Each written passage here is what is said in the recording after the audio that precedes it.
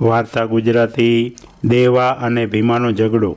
એક સમયે શાહ કચેરી ભરીને સર્વનો ન્યાય ચૂકવી રહ્યો છે।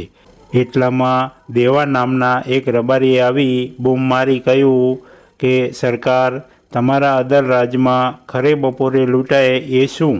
હું મારે ગામથી મારી ગંગા નામની ગાયને લઈને તમારા નગરમાં વેચવા આવતો હતો। એટલામાં આ મારી જાતવાળો ભીમો પણ મારી સાથે આવ્યો। ગામને સીમાડે આવતા જ મારી ગાય ભીમાએ લઈ લીધી અને ઉપરથી ધમકાવીને કહ્યું કે ચાલ હરામખોર, એ ગાય મારી જ છે।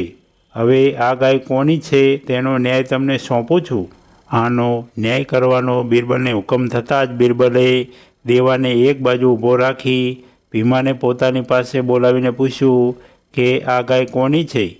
ભીમાએ કહ્યું કે એ ગાય મારી છે, પણ બદદાનતવાળો દેવો મને ગળે પડે છે, કોઈ ખરું કહેતું નથી। તેથી બિરબલે આ બંનેને ચોકમાં ઊભા રાખીને દેવાને કહ્યું કે તું આ પૂર્વની દિશામાં શેરીમાં 50 હાથ લાંબો જઈ ગંગા ગંગા કરીને પોકારજે, અને ભીમાને કહ્યું કે તું પશ્ચિમ દિશાની ગલીમાં 50 હાથ લાંબો જઈ ગંગા ગંગા કરી પોકારજે। તે બંને જણ બિરબલના કહેવા મુજબ 50 હાથ લાંબા જઈને ગાયને પોકારવા લાગ્યા। જે દિશાએ દેવો ઊભો હતો ત્યાં ગાય દોડી ગઈ અને લાડ કરવા લાગી। આ જોઈ બિરબલે તે બંનેને પોતાની પાસે બોલાવીને કહ્યું કે તમે બંને જણ ગાયને માથે હાથ ફેરવો।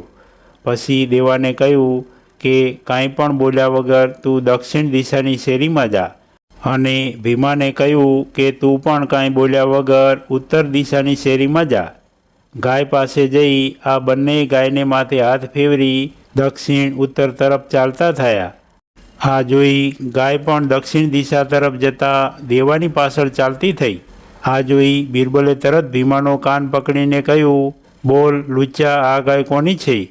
જો જરા પણ જૂઠું બોલીશ તો તને સખ્તમાં સખ્ત શિક્ષા કરવામાં આવશે।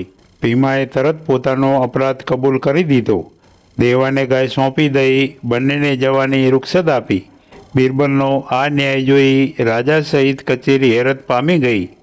વાર્તાનો સાર: યુક્તિબાજ ચોરને પકડવાની કળા જાણતો હોય તે જ ખરો ન્યાય આપી શકે છે।